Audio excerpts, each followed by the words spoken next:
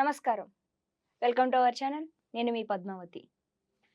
July నెల 16వ తేదీ నుంచి 31వ తేదీ వరకు 12 రాసుల వారికి ఏ విధంగా ఉంటుంది అనేది మనం ఇప్పుడు గురువుగారు ప్రముఖ జ్యోతిష్యులు బ్రహ్మశ్రీ నందిబట్ల శ్రీహరి శర్మ గారు మనతో పాటే ఉన్నారు. ఆయనతో మాట్లాడి ఈ 12 రాసుల వారికి ఏ విధంగా ఉండబోతుంది అనేది మనం తెలుసుకునే ప్రయత్నం అయితే చేద్దాం.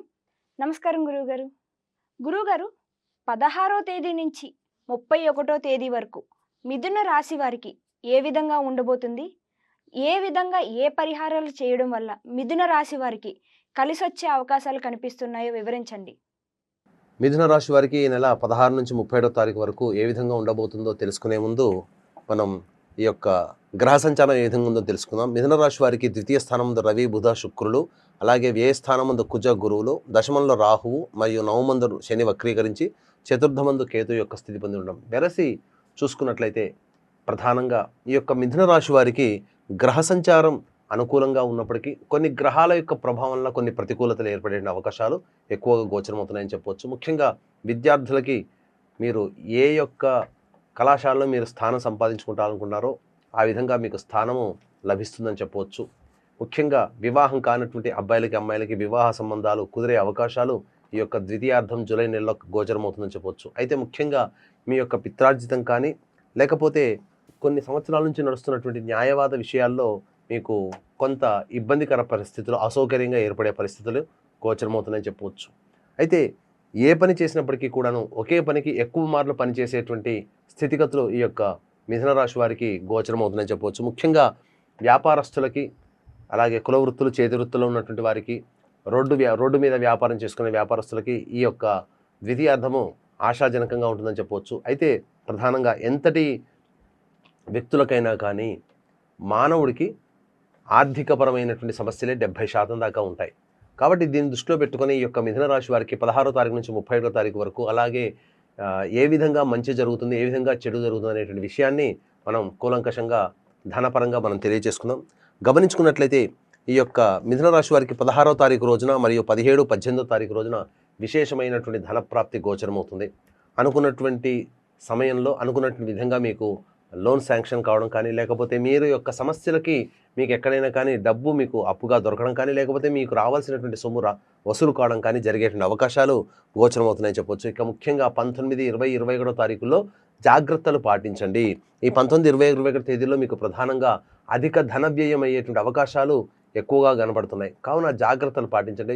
ఆల్రెడీ ఆ రోజుల్లో మీకు ధనపరంగా ఖర్చులు ఉన్నాయి కాబట్టి మరీ ముఖ్యంగా కొత్తవిగా మీరు ప్లానింగ్ చేసుకొని మీరు అధికంగా ధన ఖర్చులు అయ్యేటువంటి విధంగా కాకుండా జాగ్రత్తలు పడండి. అంటే ఆల్రెడీ ఖర్చులు కనబడుతున్నాయి, మీరు ప్లాన్ చేసుకుని మళ్ళీ ఖర్చులు కనుక పెట్టుకునే ప్లాన్ పెట్టుకున్నారు ఈ 19, 21లో ఆల్రెడీ ఖర్చులతో పాటు మీరు పెట్టుకున్న ప్లాన్ ప్రకారం ఉన్నటువంటివి అధికంగా ఇబ్బడి ముబ్బడిగా మీకు అధిక ధన వ్యయం అవుతుంది. మానసికమైనటువంటి ప్రశాంతత ఈ 19, 20, 21 తేదీలో మిథున రాశి వారికి ఉండదని గమనించవచ్చు. ఇక 22, 23వ తారీఖుల్లో కనుక గమనించుకున్నట్లయితే ముఖ్యంగా సంతానపరమైనటువంటి చిక్కులు కానీ సమస్యలు కానీ సంతాన మూలకంగా ఏర్పడే అవకాశాలు ఉన్నాయి. అలాగే సంతానంతో వాగ్వివాదాలు పెట్టుకునే అవకాశం ఉంది కాబట్టి జాగ్రత్తలు పాటించండి. అలాగే ఇక్కడ గమనించుకోవాల్సినటువంటి అంశం ఏంటంటే సంతానం కోసం ప్రయత్నించేటువంటి నూతన దంపతులు కానీ లేదా ఇతరత్ర వాళ్ళు దాంపత్యంలో ఈ యొక్క సంతానానికి సంబంధించినటువంటి వాటిని వాయిదా వేసుకోవడం చాలా మంచిదని గమనించాలి. ఇక 24, 25వ తారీఖుల్లో మీరు చేస్తున్నటువంటి ప్రతి పనులలో కూడా చక్కటి శుభ ఫలితాలు కలుగుతాయని చెప్పొచ్చు. వృత్తి ఉద్యోగంలో అయితే మీ యొక్క కీర్తి ప్రతిష్టలు పెరుగుతాయి. మీ యొక్క పేరు 10 మందిలో నానే అవకాశం ఉంటుంది. తద్వారా మీరు గొప్ప కీర్తిని పొందేటువంటి అవకాశాలు ఈ యొక్క మిథున రాశి వారికి గోచరమవుతున్నాయి. ఇక 26, 27వ తారీఖుల్లో ప్రధానముగా ఈ యొక్క మిథున రాశి వారికి సంబంధించి అనేక రంగాల్లో ఉన్నటువంటి వారికి ధనాదాయం చక్కగా ఉంటుంది. అన్ని రంగాల్లో వారికి కూడా పుష్కలమైనటువంటి ధనాదాయము, అనుకున్నటువంటి సమయానికి ఖర్చులకు తగ్గట్టుగా మీకు లాభసాటి అయినటువంటి వ్యాపారం మీకు జరుగుతుందని చెప్పవచ్చు. అలాగే ఉద్యోగస్తులకు కావచ్చు, ఇతరత్ర వృత్తుల్లో ఉన్నటువంటి వారికి ధనాదాయం చక్కగా ఈ యొక్క 26, 27 తారీఖుల్లో ఉంటుంది. ఇక 28, 29వ తారీఖుల్లో మీకు అధిక ధన వ్యయం అయ్యేటువంటి అవకాశాలు ఉన్నాయి కాబట్టి జాగ్రత్తలు పాటించండి. వృధా ప్రయాస, కాలయాపన జరిగి మీ యొక్క కార్యములు నిర్విఘ్నంగా కొనసాగవు. కావున జాగ్రత్తలు పాటించండి.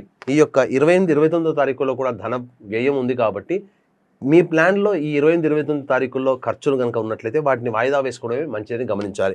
30, 31 తారీఖుల్లో సాధారణంగా మీరు ప్రశాంతమైనటువంటి జీవితాన్ని గడుపుతారని చెప్పవచ్చు. ఎందుకనంటే ఈ నెలలో మీరు అనుకున్నటువంటి కార్యక్రమాలకు సంబంధించినటువంటి పనులు పూర్తవ్వడమో, వేగవంతంగా జరగడమో, లేకపోతే సాఫీగా జరగడమో ఏదైనప్పటికీ కూడా 30-31 తారీఖుల్లో మనస్సు ప్రశాంతంగా ఉంటుందని చెప్పొచ్చు. ఏతావాత చెప్పొచ్చేది ఏంటంటే ఈ యొక్క మిథున రాశి వారికి జూలై 16 నుంచి 31 తారీఖు వరకు మిశ్రమ ఫలితాలు పొందుతారని చెప్పొచ్చు. గ్రహ సంచారం అనుకూలంగా ఉన్నటువంటి కారణం చేత సమస్యల్ని మీరు మొక్కవోని ధైర్యంతో ముందడుగు వేసినట్లయితే అన్ని విధాలుగా మీకు మంచే జరుగుతుందని చెప్పొచ్చు. ఎంతటి వాడికైనప్పటికీ కూడా దైవం అనుగ్రహం తప్పనిసరి.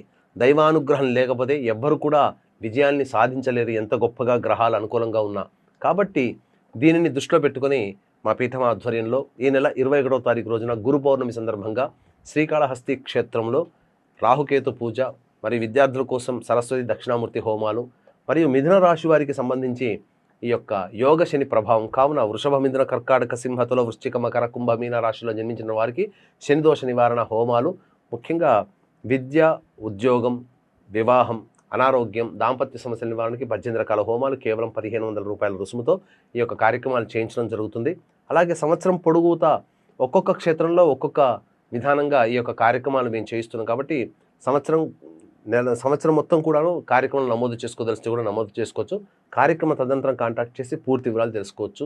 ఇక ఈ యొక్క మిథున రాశిలో జన్మించినటువంటి వారు సమస్యల పరిష్కారం కోసం ప్రధానంగా ప్రతిరోజు కూడా దత్త అష్టక పారాయణం, అలాగే కాలభైరవ అష్టక పారాయణం రోజుకి 3 సార్లు పఠించినట్లయితే చాలా మంచి జరుగుతుంది. ఒక 3 రోజుల పాటు మీరు సుబ్రహ్మణ్య స్వామి దేవాలయంలో ఆవు పాలు, ఆవు నెయ్యి, తేనెతో కనుక ఆ సుబ్రహ్మణ్య స్వామికి అభిషేకం జరిపించినట్లయితే ఈ నెలలో వచ్చేటువంటి సమస్యలు చాలా మటుకు శాంతిస్తాయని చెప్పవచ్చు. ఇంకనూ మీరు సమస్యలు పెరుగుతున్నాయి, ఏ విధమైన పరిహారాలు పాటించినా మనకు మంచి జరగట్లేదు అనుకున్నప్పుడు దగ్గరలోని ఉపాసనా పరులైనటువంటి జ్యోతిష్యులను సంప్రదించినట్లయితే తప్పకుండా వారి సూచనలు, సలహాల మేరకు మీకు మంచి యోగ్యత కలుగుతుందని చెప్పడంలో ఏమాత్రం సందేహం లేదు. గురువుగారు చాలా చక్కగా వివరించారు. మిథున రాశి వారికి ఏ విధంగా ఉండబోతుంది అనేది, అలాగే చూసే ప్రేక్షకులు కూడా గురువుగారు చెప్పినట్టు ఆ పరిహారాలు పాటించడం వల్ల మిథున రాశి వారికి మంచి చెడులు అనేవి చేకూరుతాయని మేము కూడా మనస్ఫూర్తిగా కోరుకుంటున్నాము. అండ్ గురువుగారు చెప్పిన విధంగా మీ గోత్రనామాలను రాయించుకునేందుకు గురువుగారి నెంబర్ కింద వేయబడుతుంది. ఆ నెంబర్కి కాల్ చేయడం లేదా వాట్సాప్లో మెసేజ్ చేయడం ద్వారా మీ గోత్రనామాలను నమోదు చేయగలగరని మేము కోరుకుంటున్నాము. నమస్కారం. సర్వం శ్రీ ఉమామహేశ్వర పరబ్రహ్మార్పణమస్తు.